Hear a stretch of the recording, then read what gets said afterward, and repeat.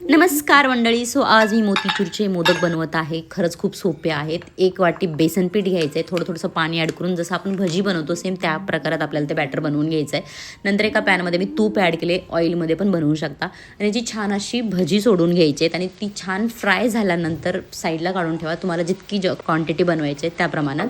नंतर मी एक मिक्सरच्या जारमध्ये ही छान असा याचा चुरमा बनवून घेतलेला आहे.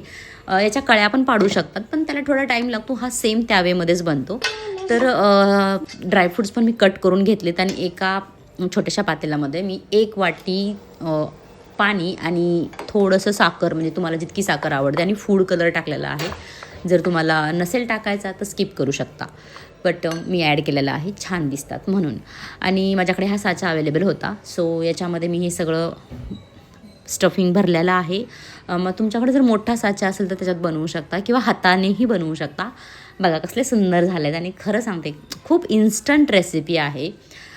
फक्त फॅमिलीसाठी बनवायचं तर ऑब्व्हियसली एक 20-25 मिनटात बनवू शकतात, पण जर जास्त लार्ज क्वांटिटीमध्ये बनवायचं तर ऑब्व्हियसली टाईम लागेल. So thank you so much.